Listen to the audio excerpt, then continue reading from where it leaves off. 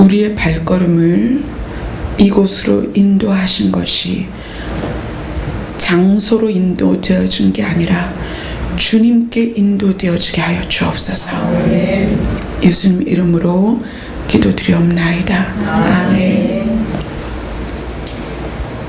제가 금요일 날은 이렇게 카메라가 딱 돌아갈 때 금요일 날 첫 장면은 꼭 눈물 찍는다 그랬잖아요. 주일 날은 잘 안 그러거든요. 근데 오늘은 앞에서 찬양을 하는데 그렇게 말씀을 하시는 거예요. 여기에 찾아오는 사람들이 와서 무엇을 보고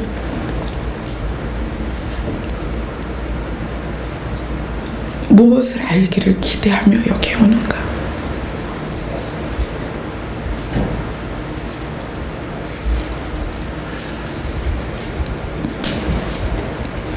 여러분들이 구리시 한 귀퉁이에 이 작은 교회에 무엇을 찾아 나오십니까?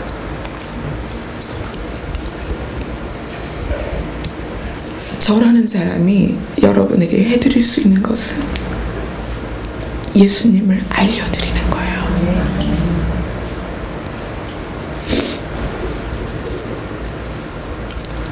그렇게 말씀을 하셔요. 오늘 말씀을 주시면서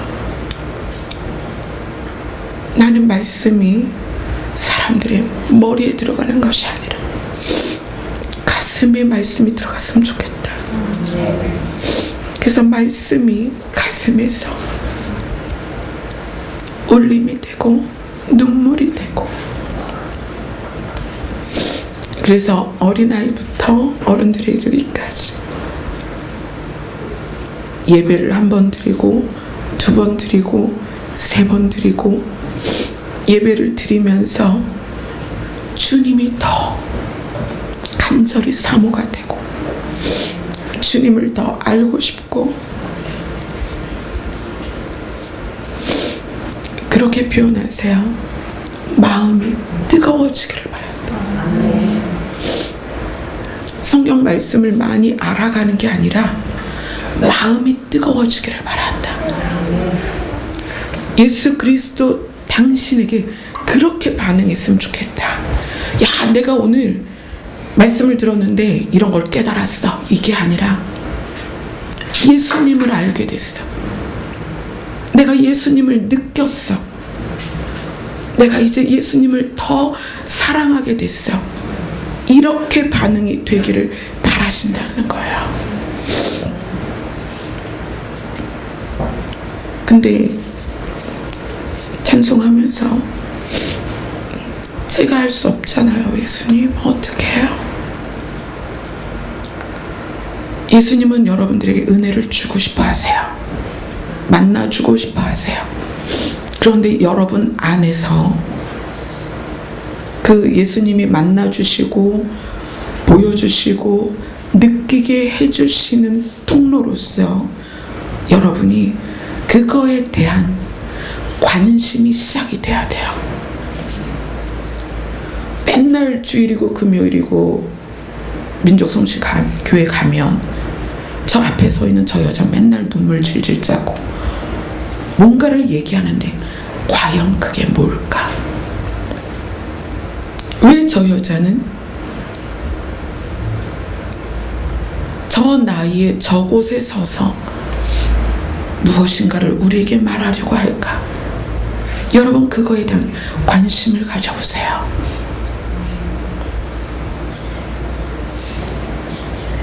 그렇지 않겠어요?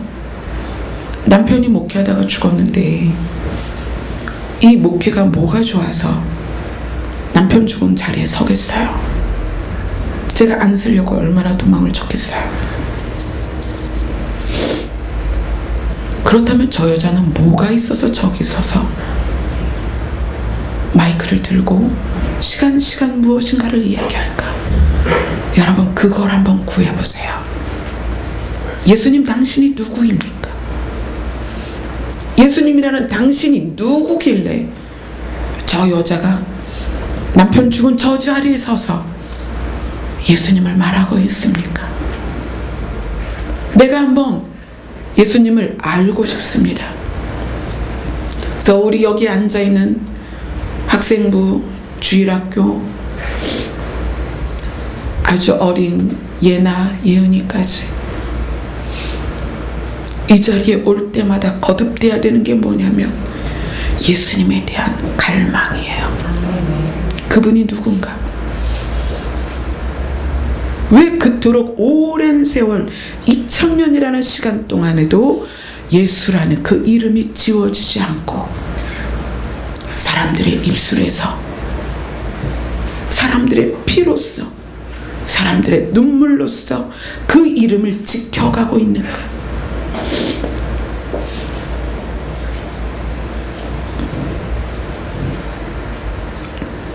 제 안에 이 울림이 되는 그 이름이 여러분의 심장에 새겨졌으면 좋겠어요.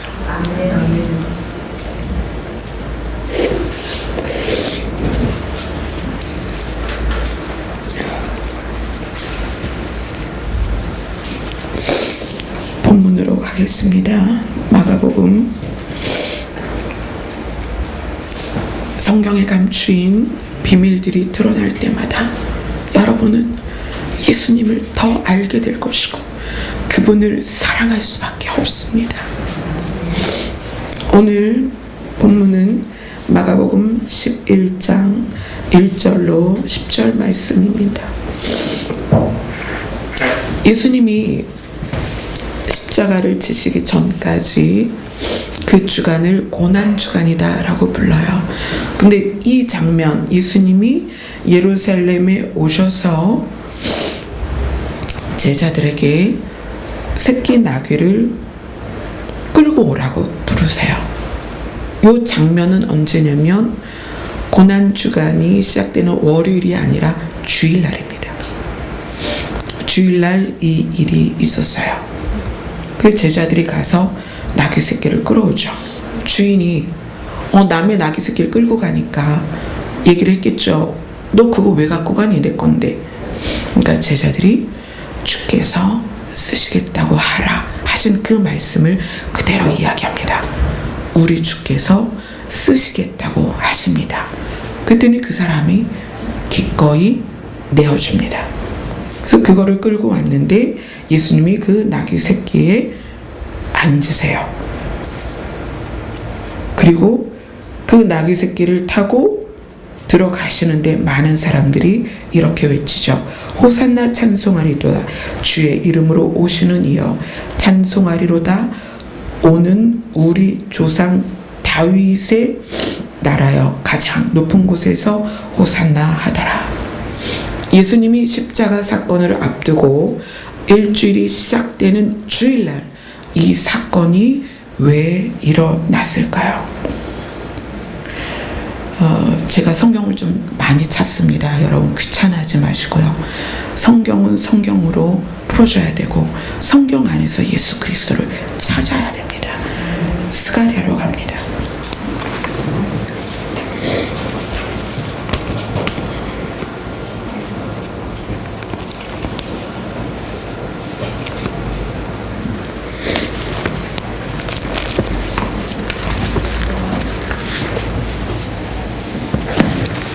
스가랴는 말라기 앞에 있어요.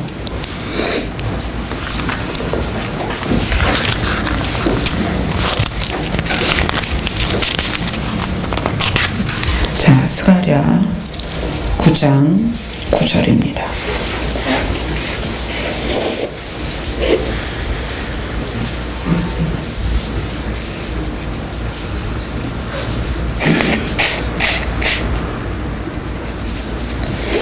스가랴 9장 9절 구약성경 1321페이지입니다. 같이 읽겠습니다. 시작. 시온에 따라 크게 기뻐할지어다. 예루살렘에 따라 즐거이 부를지어다. 보라, 내 왕이 내게 임하시나니 그는 공의로우시며 구원을 베푸시며 겸손하여서 나귀를 타시나니 나귀의 작은 것 곧 나귀 새끼니라. 아멘. 스가랴에서 이 9장 9절에 메시아가 오실 때 어떤 모습으로 오실 것인지를 분명하게 이야기를 하셨습니다. 메시아가 오시는데 어떻게 오시냐면 그분은 구원을 베푸시는 분이심에도 불구하고 겸손해서 나귀를 타시는데 어미 나귀가 아니라 새끼 나귀를 타고 오신다는 거예요. 이것이 이미 예수님이 이 땅에 오시기 전에 예언된 말씀입니다. 그리고 나서 예수님이 십자가 지시는 그 주간 시작하는 주일날 예수님께서 이 예언된 말씀을 이루세요. 제자들에게 새끼 나귀를 끌고 오게 하고 그것을 타고 예루살렘에 들어가십니다. 그리고 나서 있는 사건이 지난주에 무화과 나무 그 비밀을 여러분과 나눴죠. 그 사건이 진행이 됩니다. 자, 그러면 이 오늘의 본문을 알기 위해서 이제 기초부터 가야 되는데 어디로 가야 되냐면 히브리서로 가야 돼요. 신약성경 히브리서 9장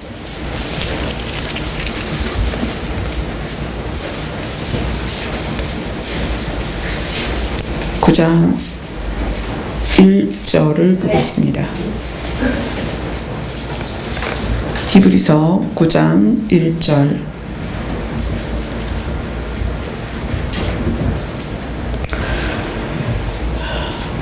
히브리서 저자는 히브리서를 통해서 구약과 신약, 율법과 예수 그리스도의 세계명, 이 땅에 있는 것과 하늘에 있는 것을 아주 절묘하게 비교하면서 우리가 땅에 속한 것이 아니라 하늘에 속한 것을 바라보고 추구하도록 굉장히 논리적으로 우리를 가르칩니다.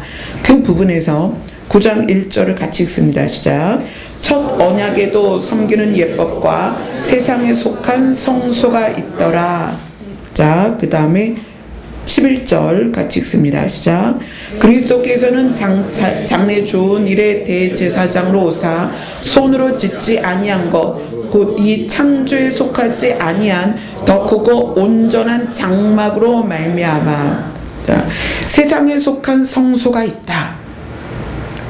히브리서 저자가 생활하던 그 이스라엘 안에 여전히 예루살렘 성전이 서 있는 그 이스라엘 백성들에게 눈에 보이는 성소는 실제였습니다. 그들에게는. 그죠? 눈에 보이는 세상에 속한 성소가 있는 그 이스라엘 백성들에게 그게 중요한 게 아니라 손으로 짓지 아니하고 창조에 속하지 아니한 더 크고 온전한 장막이 올 것이다라는 걸 가르치고 있습니다. 그러면서 23절에 이렇게 얘기합니다. 9장 23절에 같이 읽습니다. 시작. 그러므로 하늘에 있는 것들의 모형은 이런 것들로서 정결하게 할 필요가 있으나 하늘에 있는 그것들은 이런 것들보다 더 좋은 제물로 할지니라. 이 땅에 있는 성소는 하늘에 있는 것의 모형이다. 그래서 이것을 정결하게 하기 위해서는 실제 피가 필요했는데 하늘에 있는 것은 더 좋은 제물이 필요해서 무엇이 필요했다? 예수 그리스도의 피가 필요했다. 그러면서 하늘에 있는 것과 땅에 있는 것, 하늘에 있는 것이 온전하고 땅에 있는 것은 뭐라고 말하냐면 모형이다. 그렇게 이야기를 합니다. 피규어라는 게 있잖아요. 피규어를 연예인들하고 운동선수들하고 똑같이 만들어 놓습니다. 그러나 피규어는 모형이에요. 그죠? 실제가 아니란 말이에요. 그렇지만 실제랑 똑같이 생겼어요. 이 땅에 있는 세상에 속한 성소는 모형이라는 거예요. 우리가 속해 있는 교회도 모형입니다. 우리는 이 모형 안에서 무엇을 발견하냐면 실제의 모양을 발견하는 거지 우리가 있는 이 교회는 실제는 아닙니다. 실제를 발견해 나가는 모형일 뿐이에요.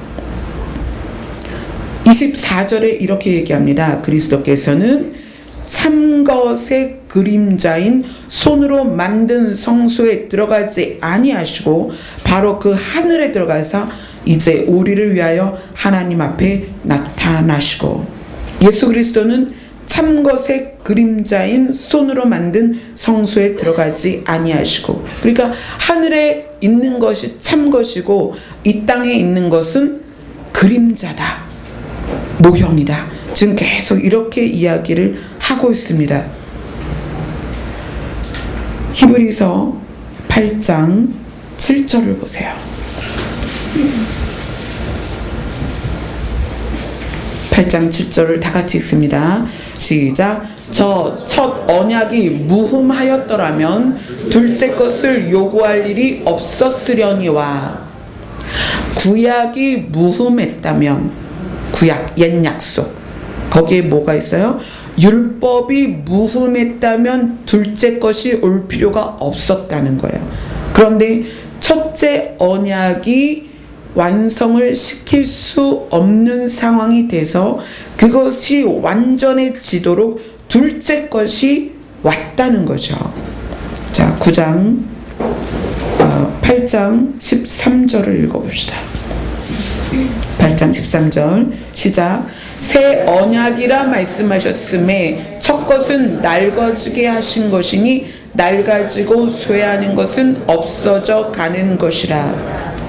첫 언약이 무흠하였다면 두 번째 언약이 올 필요가 없는데 첫 것은 낡아지고 쇠하는 것이어서 새 언약이 와야만 했다는 거예요. 지금 히브리서가 여러분에게 설명하는 게 좀 어렵습니다. 그러나 이것을 예수 그리스도께서 분명하게 우리에게 가르쳐 주십니다. 자, 우리 지금 히브리서 9장을 보고 있죠. 9장 4절 한번 읽어보세요. 9장 4절을 읽고 마가복음으로 다시 갈 겁니다. 자, 9장 4절 시작. 금향료와 사면을 금으로 싼 언약궤가 있고 그 안에 만나를 담은 금 항아리와 아론의 쌍난 지팡이와 언약의 돌판들이 있고. 자, 손으로 만든 성소에 뭐가 있었냐면 언약궤가 있었다. 그런데 그 언약궤 안에 뭐가 있었다? 만나가 있었다. 그 다음에 아론의 쌍난 지팡이가 있었다. 그 다음에 돌판이 있었다. 그 언약의 돌판은 십계명이 쓰여 있는 돌판이었죠. 그래서 그렇게 이야기하잖아요. 율법은 돌판에 새기고 새 언약, 예수님이 말씀하신 새 언약은 어디에 새겨라? 마음에 새겨라. 이렇게 성경이 이야기하고 있죠. 자, 여기를 우리가 왜 읽고 있냐면 첫 언약과 새 언약, 손으로 만든 성소와 완전한 하늘의 성소, 그리고 모형과 그림자인 것과 참것, 이것을 우리가 알기 위해서 지금 히브리서 내용을 보았습니다. 이것을 정확하게 예수님께서 십자가 지시기 일주일 안에 보여주십니다. 자, 마가복음으로 갑니다.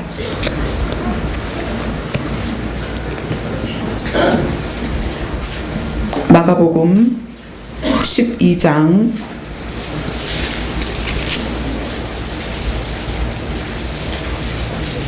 29절로 31절.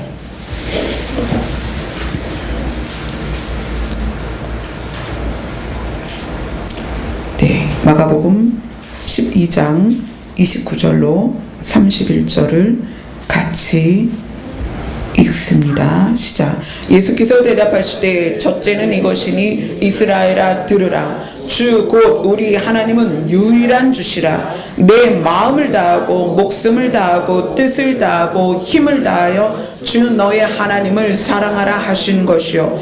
둘째는 이것이니 내 이웃을 내 자신과 같이 사랑하라 하신 것이라. 이보다 더 큰 계명이 없느니라.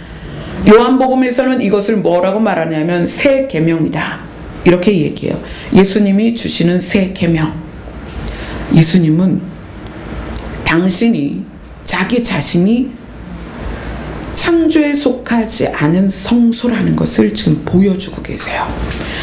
손으로 만든 성소에 있는 언약궤 안에 세 가지가 있었는데 이스라엘 백성은 어디를 가든지 이 언약궤를 생명처럼 옮겼습니다. 어디를 가든지 이스라엘 백성은 나라를 빼앗겨도 이 언약궤만큼은 지키려고 늘 그 언약궤를 생명처럼 지켰어요. 제가 목사님 돌아가시고 나서 성도들에게 이야기를 했습니다. 우리 일주일 동안 지나고 다음 주일날 모일 때 우리 교회가 어떻게 해야 될지 각자 기도하고 와서 기도 응답을 나누자. 저도 전혀 어떻게 해야 될지 모르는 상태에서 그렇게 헤어졌습니다. 그리고 그 다음 주일날, 이제 장례 치르고 그 다음 주일날 모였을 때 한 자매가 저에게 그렇게 얘기했습니다. 기도를 하는데 하나님께서 사모님이 벳세메스로 가는 암소라고 하셨습니다. 그런데 그 벳세메스로 가는 암소가 벳세메스로 갈 때 무엇을 가지고 갔죠? 수레에 언약궤를 싣고 갔습니다. 수레에 언약궤를. 그래서 그 사건을 통해서 이스라엘이 다시 하나님께로 나아올 수 있는 계기가 되었어요.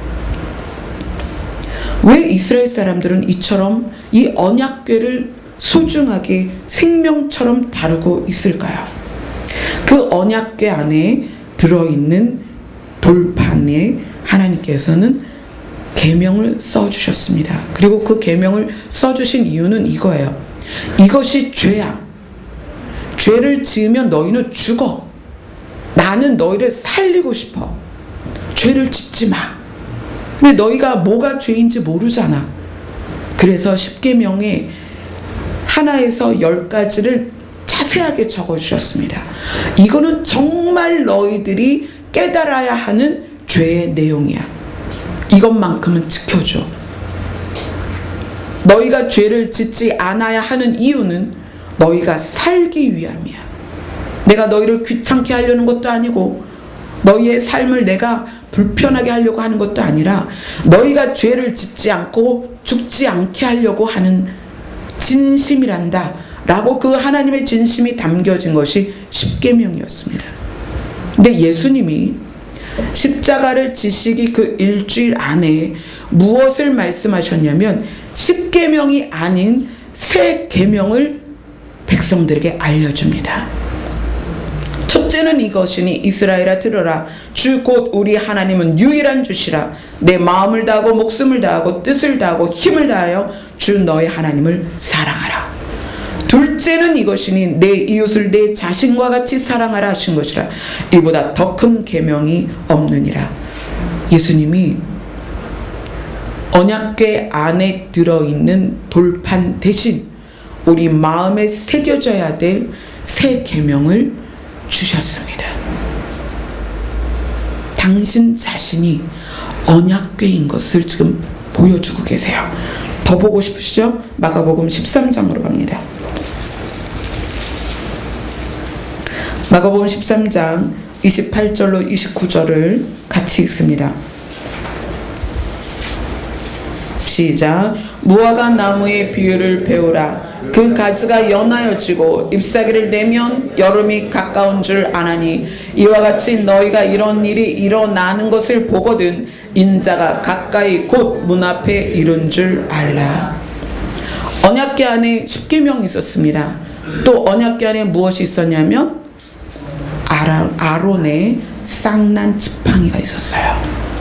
왜 하나님은 손으로 만든 성소에 손으로 만든 언약궤 안에 아론의 쌍난 지팡이를 넣었을까요? 왜 그것을 소중하게 이스라엘 백성이 역사와 함께 그 쌍난 지팡이를 가지고 다녔을까요? 아론의 지팡이는 생명이 끊긴 지팡이였어요. 지팡이는 우리가 몸을 지탱하기 위해서 쓰는 거기 때문에 그 지팡이가 땅의 뿌리와 연결되어 있으면 쓸 수가 없죠. 그래서 생명이 단절된 나무가 뭐다? 지팡이에요. 그런데 그 아론의 지팡이에 싹이 났다는 사실이에요. 그것을 단지 야 기적이야, 너무 놀라워, 그래서 그것을 언약궤 안에 넣고 다녔느냐, 그게 아니에요. 모세가 일으킨 기적은요, 지팡이에 싹 난 거 말고도요 신기한 기적이 많았습니다. 지팡이가 뱀으로도 됐고요, 물이 피로도 변했고요, 많은 기적들이 있었습니다. 그런데 왜 하필 지팡이에 싹이 난 것을 언약궤 안에 넣었을까요? 하나님께서는 장차 있을 계시를 지금 언약궤 안에 넣어두고 계신 거예요. 이렇게 될 날이 올 것이다. 오늘 마가복음에 무화과 나무의 비유를 배우라, 지난주에 그렇게 말씀드렸습니다. 계시적으로서 무화과 나무가 예수 그리스도의 저주를 통하여 완전히 뿌리로부터 마르고 나서 이스라엘이 그렇게 됐죠. AD 70년에 예루살렘이 망하고 나서 1948년에 이스라엘이 세워지기까지 이스라엘이라는 나라는 지구상에서 사라졌습니다. 그런데 그 나라가 독립을 했다는 거예요. 근데 예수님이 이때 그것을 이야기하신 거예요.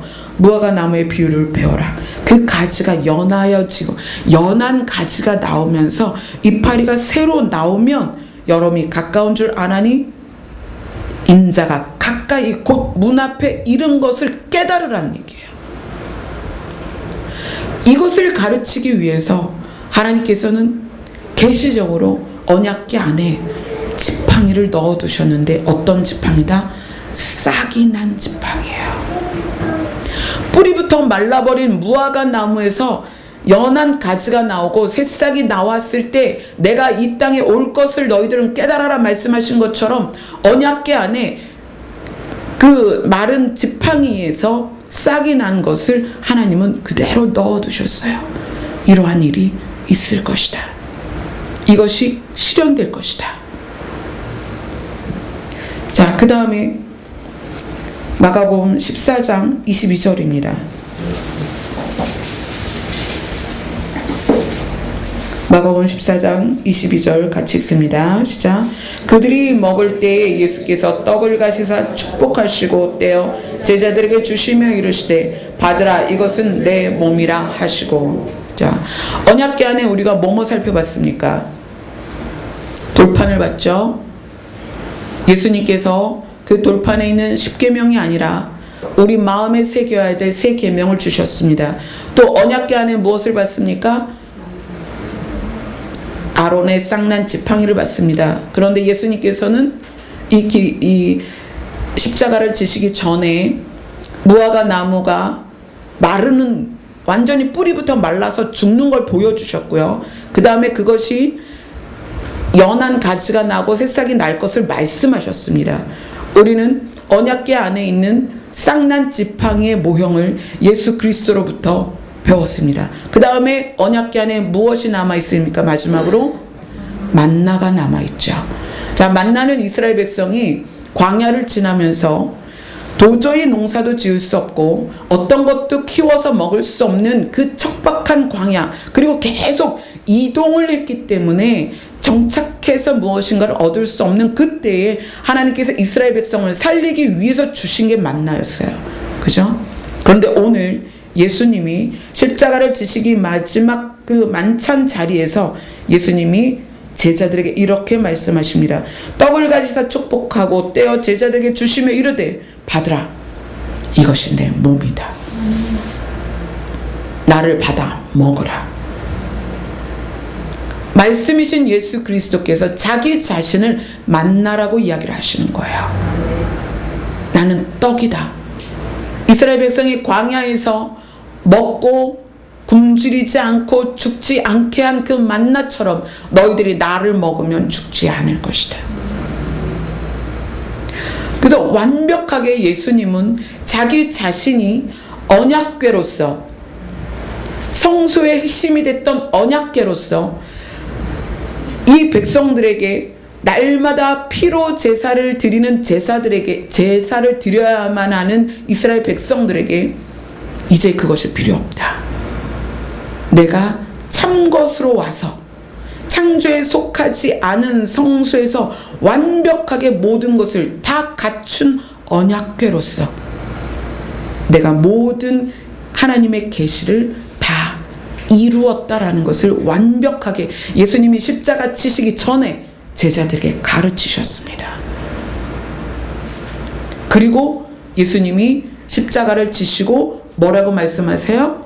다 이루었다. 십자가를 지신 것으로 다 이루신 게 아닙니다. 언약궤 안에 있는 만나로서, 또 새 계명으로서, 또 아론의 쌍난 지팡이로서 예수님은 모든 걸 다 가르치셨고 증거하셨습니다. 내가 그다. 그리고 비로소 그것을 결말 지을 수 있는 것, 십자가에서 피로써 제사를 단번에 드리는 것.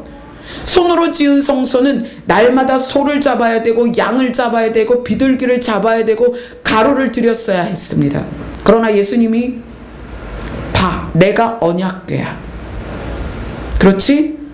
가르치셨습니다. 그리고 증거로서 이제 내가 단번에 제물로 바쳐져서 이제 너희는 다시는 매일 드리는 제사가 필요 없어. 그리고 너희는 이제 죄사함을 받았으니까 하나님이 계신 성소에 들어갈 담력을 너희가 얻게 될 거야. 그리고 십자가에서 죽으셨습니다. 그래서 그 다 이루심의 이루심, 그것을 대표하는 다라는 표현이 그냥 십자가에서 죽은 것으로 끝나는 게 아니에요.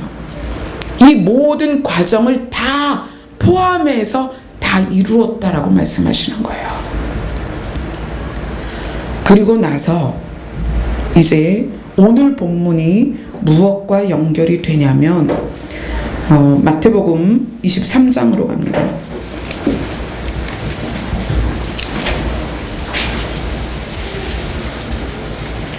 마태복음 23장 37절에서 39절입니다.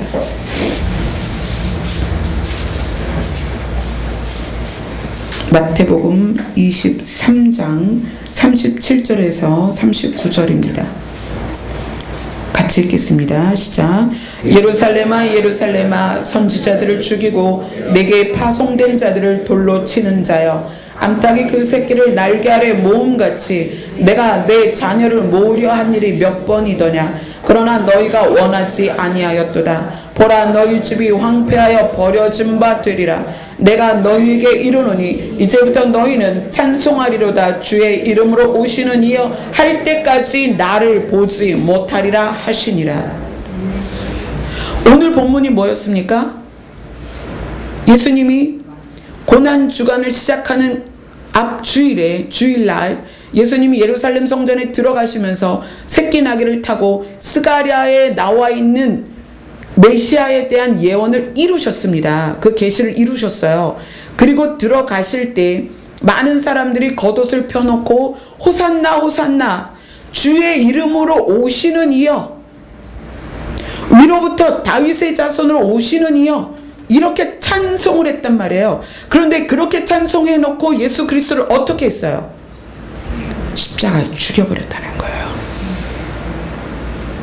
예수 그리스도께서 십자가에 지시기까지 그 과정 안에서 언약궤에 있는 모든 것을 완벽하게 자기 자신이 증거하셨음에도 불구하고 내가 하나님께서 약속하신 메시아라는 것을 분명히 밝혔는데도 불구하고 예수님은 그들의 돌에 맞고 창에 찔리고 십자가에 죽으셨습니다. 그래서 예수님이 이렇게 말씀하시는 거예요. 보라, 너희 집이 황폐하여 버려진 바 되리라. 그래서 어떻게 됐어요? 실제로 그렇게 됐죠. 예루살렘 성전이 완전히 돌 위에 돌 하나도 남기지 아니하고 무너졌죠. 이스라엘이 없어졌죠. 그 백성이 거할 집이 없어서 전 세계로 흩어졌습니다. 그죠? 그리고 나서 예수님이 이렇게 얘기하십니다. 내가 너희에게 이르노니 이제부터 너희는 찬송하리로다 주의 이름으로 오시는 이여 할 때까지 나를 보지 못하리라. 이스라엘 백성들에게 그렇게 이야기하는 거예요. 너희가 이제 내가 예루살렘 성전에 처음 들어올 때 너희의 고백을 다시 할 때까지, 그 고백을 다시 할 때까지 나를 보지 못할 것이다 라고 얘기하시는 거예요.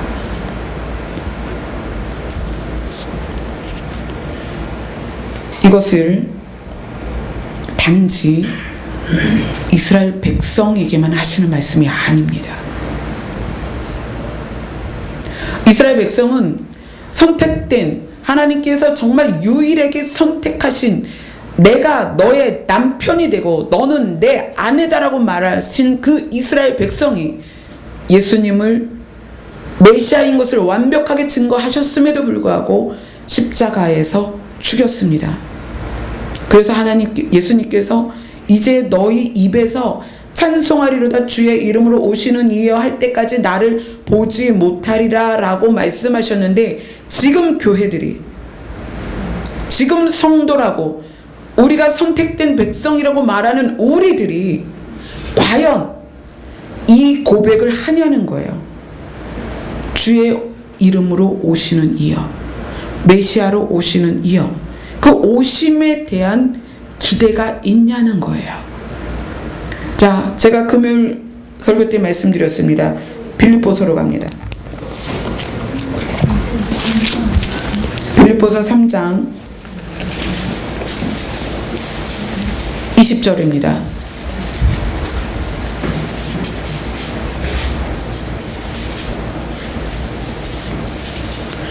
우리는 교회 다니면 구원받았다고 생각합니다.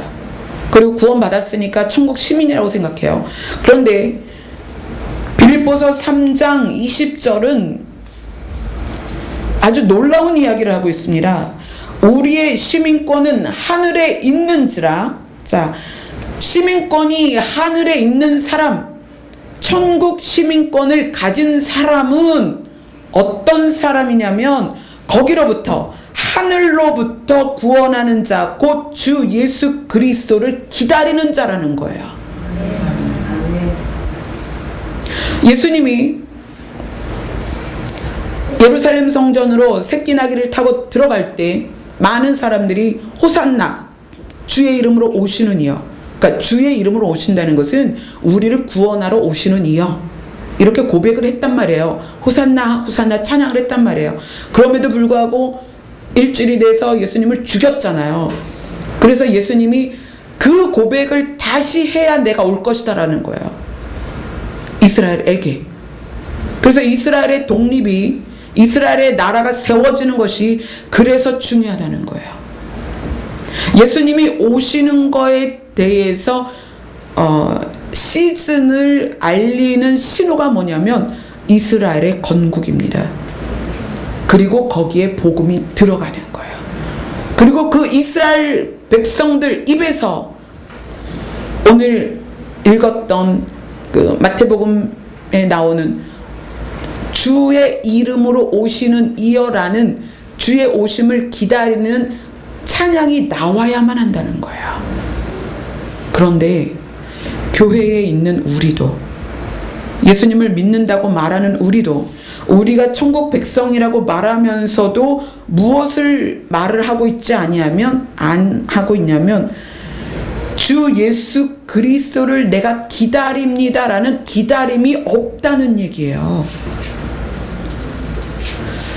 우리를 구원하러 오시는 그리스도에 대한 기다림이 아니라, 교회 생활을 왜 해야 하냐면 내가 이 땅에서 부자 되기 위해서, 좋은 대학 가기 위해서, 좋은 직장을 구하기 위해서, 사업이 잘 되기 위해서 예수의 이름을 부른다는 얘기예요. 그렇게 되면 불행하지만 예수 그리스도를 볼 수 없습니다. 오늘 본문이 그걸 얘기하는 거예요. 그렇게 찾으면 예수 그리스도를 볼 수 없다는 얘기예요. 예수 그리스도를 보려면 어떻게 해야 되느냐? 하늘로부터 구원하는 자, 곧 주 예수 그리스도를 기다리는 자에게 주님이 만나 주시겠다는 거예요.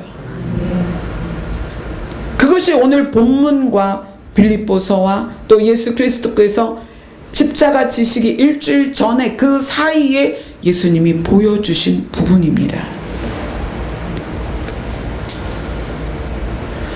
우리는 주일을 주의 날이다 이렇게 해서 주일날 모이는데, 아직도 구약을 추구하는 분들이 토요일이 안식일이다 이래서 토요일을 지키잖아요. 네, 여러분들이 그런 분들과 맞닥뜨려서 토론을 해야 되는 상황이 오면, 야, 성경은 안식일을 거룩히 지키라고 했는데 안식일이 언제냐? 토요일이야. 그렇게 얘기하는 분들 많아요. 저한테도 계속 그것 때문에 전화하시는 분이 있어요. 성경은 안식일을 거룩히 지키라고 했는데 안식일은 토요일입니다. 주일을 예배드리는 건 뭐 태양신이 어쩌고저쩌고 얘기를 해요. 예수님이 자기 자신으로서 언약궤를 증명하시는데 예루살렘 성에 입성하시던 날이 주일이었습니다. 예수님이 그 날을 당신이 메시아로 오시는 날로 정하셨단 말이에요. 그리고 십자가에서 죽으시고 무덤에서 장사되시고 부활하신 날이 언제예요? 주일입니다. 그래서 예수님은 그렇게 말씀하세요. 안식일이 무슨 요일이냐가 중요한 게 아니야. 안식일의 주인은 누구다? 예수님이다. 안식일의 주인은 나야 라고 예수님이 말씀하시는 거예요. 내가 있는 곳, 그 날이 안식일이라는 거예요. 그래서 예수님이 주일날, 그러니까 구약에서 신약으로 또 옛 언약에서 새 언약으로 그 아론의 쌍난 지팡이에서 무화과의 새 연한 가지와 새 싹으로, 또 실제적인 만나에서 예수 그리스도로, 이것을 계속 실제, 그러니까 모형에서 실제로 가는 거예요. 모형에서, 그림자에서 실제로 가는 거예요. 그러면서 안식일 토요일을 예수님은 주일로 바꾸신 거예요. 이 날이 나의 날이다.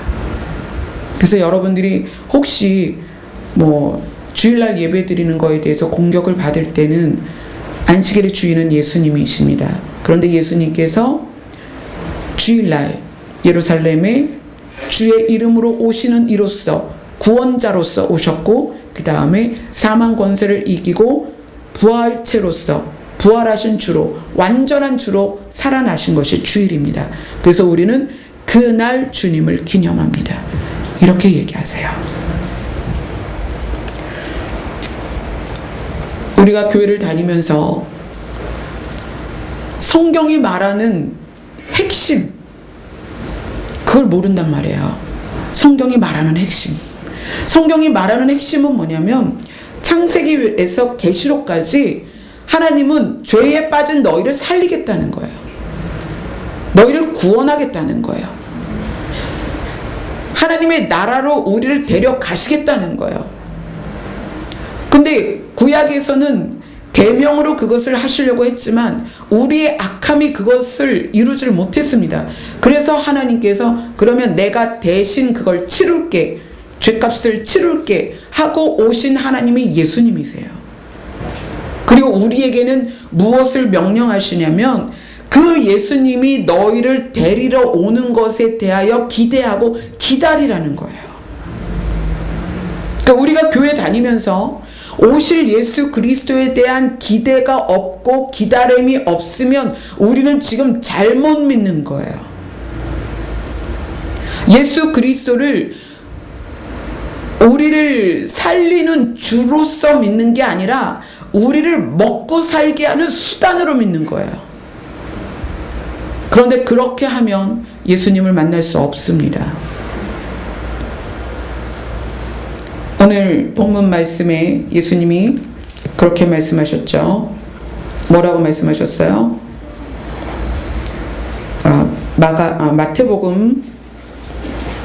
마태복음 23장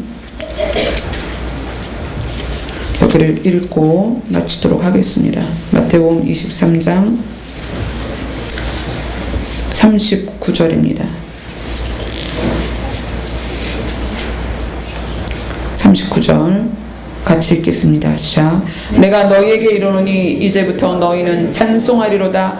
주의 이름으로 오시는 이여 할 때까지 나를 보지 못하리라. 교회가 오실 예수 그리스도에 대한 조명이 없고, 교회가 예수 그리스도께서 주로서 우리에게 오심에 대한 소망이 없으면 그곳은 어떻게 되냐면 여기 있는 말씀처럼 보라 너희 집이 황폐하여 버려진 바 될 것이다. 그렇게 되는 거예요. 교회가 있고 수천억 들여서 성전을 짓고 그 안에 수만이 들어 있어도 그것은 황폐한 곳입니다. 우리를 구원하시고자 오시는 그리스도에 대한 기다림과 소망이 없다면 교회로서의 존재 이유가 없는 거예요. 그냥 친목단체예요. 내 장사하는 곳이고요. 목회자가 CEO가 돼서 너도 잘 살고 나도 잘 살고 우리 좀 같이 잘 살아보자, 그런 주식회사 같은 곳이 되는 거예요. 그래서 예수님이 그곳을 황폐하여 버려진 바 되리라. 예수님이 없는 곳은 지옥입니다. 예수님이 없는 곳은 황폐한 곳이에요. 아무리 수천억 들여서 교회를 지어도 거기에 예수님이 계시지 않으면 거기는 황폐한 곳입니다. 여러분이 아무리 수십 년 교회를 다녀도 여러분 안에 예수 그리스도가 없으면 여러분은 황폐한 버려진 집입니다. 그런데 그 예수님을 어떻게 만나는가? 오늘 말씀처럼 찬송하리로다. 주의 이름으로 오시는 이여, 나를 구원하러 오시는 이여, 나를 영광의 몸으로 변화시킬 예수 그리스도여 오시옵소서 라는 그 고백이 있는 자를 예수님이 만나 주시겠다는 거예요. 아멘. 여러분이 먼 곳에서 여기를 오십니다. 아까 초반에 찬양할 때 예수님께서 그렇게 마음을 주셨어요. 너희는 말씀이 머리로 들어가는 것이 아니라 너희의 가슴을 뜨겁게 했으면 좋겠다. 너희의 가슴을 올렸으면 좋겠다. 나를 알았으면 좋겠다. 내가 너희를 구하러 이 땅으로 내려올 것인데 나를 소망했으면 좋겠다. 나를 기다렸으면 좋겠다. 정말 날마다 눈물로 나를 기다렸으면 좋겠다. 너희가 말씀이 정말 깨달아진다면 머리로 들어가는 것이 아니라 너희의 가슴을 뜨겁게 할 것이다.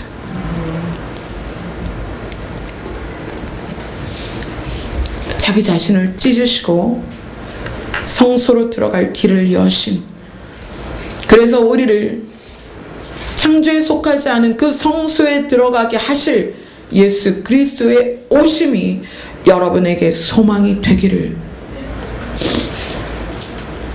여러분의 입술에서 날마다 그분이 다시 오기를 고백하는 그런 입술이 되기를,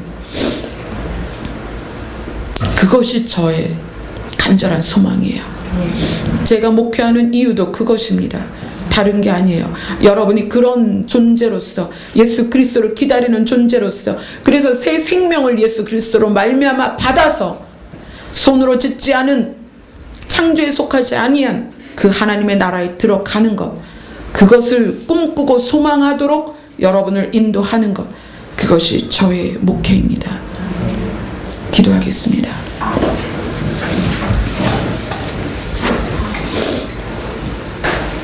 우리의 바램과 우리의 기대와 우리의 갈망의 핵심이 무엇입니까? 우리가 여전히 세상을 향하여 기대하고 갈망하고 있다면 예수님께서 말씀하신 것처럼 너희의 집이